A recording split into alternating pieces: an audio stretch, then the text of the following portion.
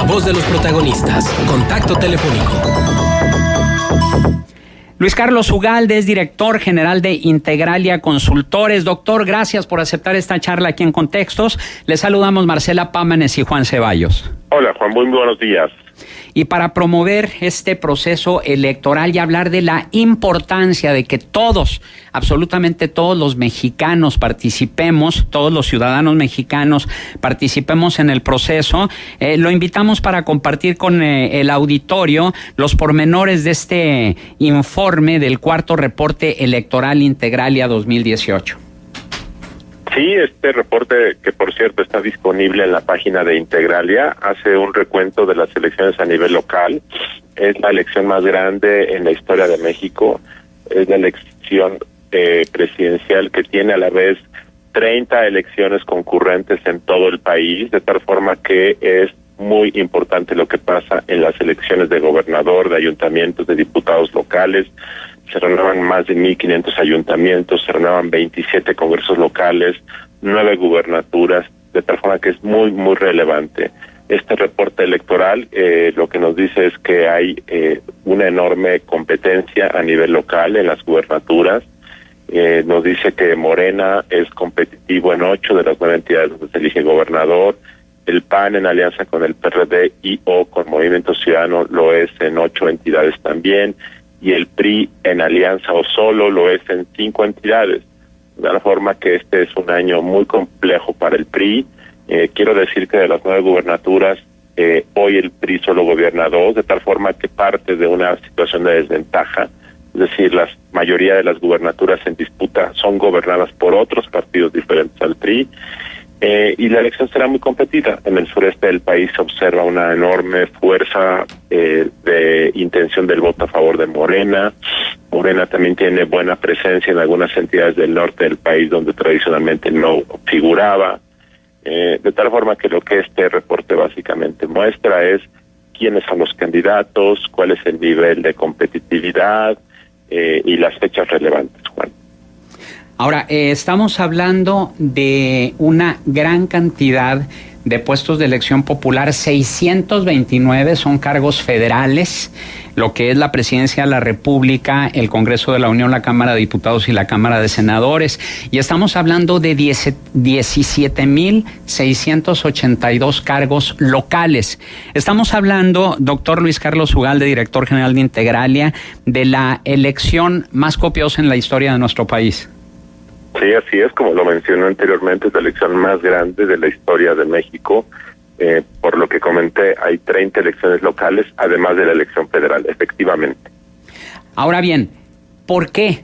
¿Por qué es importante votar? Es decir, hemos estado recibiendo comentarios del auditorio ante la pregunta que planteamos este día, ¿cuál será el criterio principal por el que usted otorgará su voto a los candidatos en la próxima elección del 1 de julio? Sin embargo, hemos tenido comentarios en el sentido de que no van a votar porque están hartos de la clase política mexicana, porque todos prometen y nadie cumple.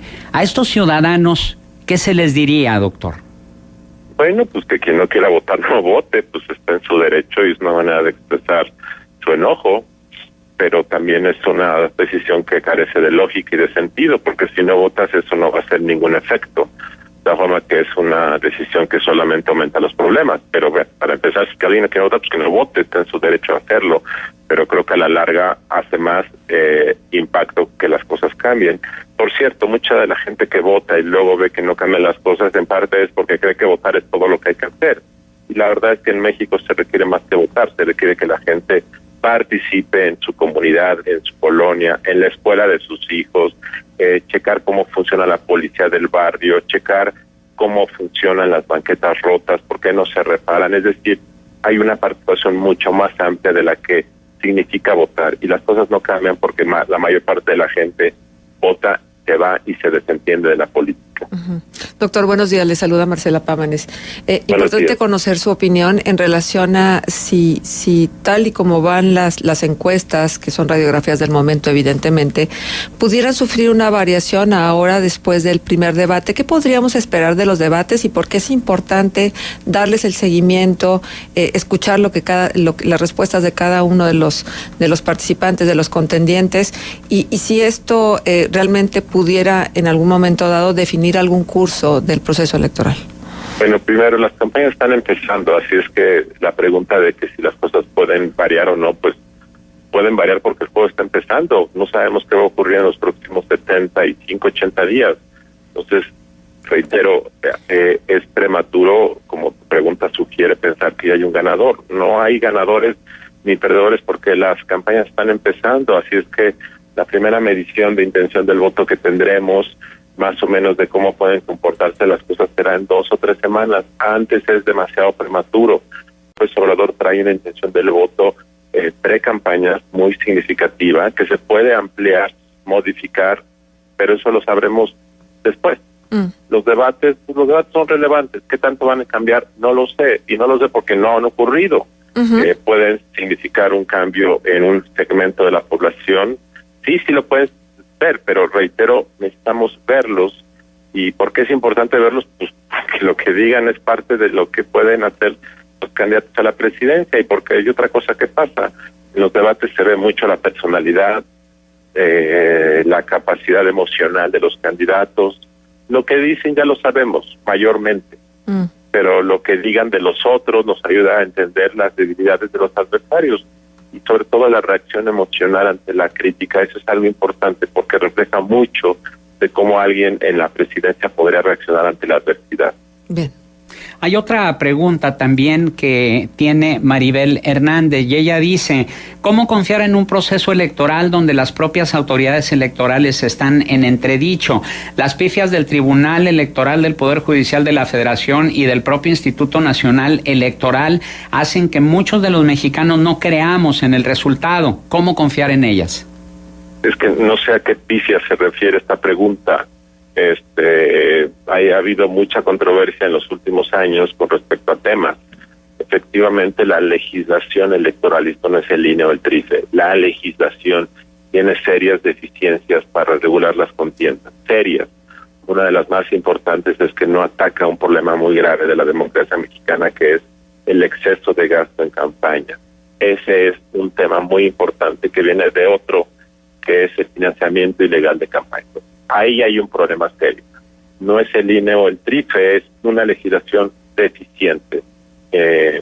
Segundo, a pesar de eso, yo sostengo que los votos se siguen contando correctamente. Una vez que un voto se deposita en una urna es inviolable el voto. Claro, lo que ocurre durante las campañas deja mal los sabores de boca. Hay cada vez más fenómenos de clientelismo, de intentos de compra del voto, de intentos de inhibición del voto. Los gobiernos, en plural, de todos los partidos, en ocasiones se involucran de forma indebida, y sí está pasando eso. Pero reitero, esto se debe más a fenómenos mucho más relevantes que van más allá del INE o del TRIFE. De tal forma que sí, hay un problema de fondo, pero eso es lo que tenemos y eso es con lo que hay que salir a votar. Y cuando la mayor parte de la gente vota de un lado o del otro, haga lo que haga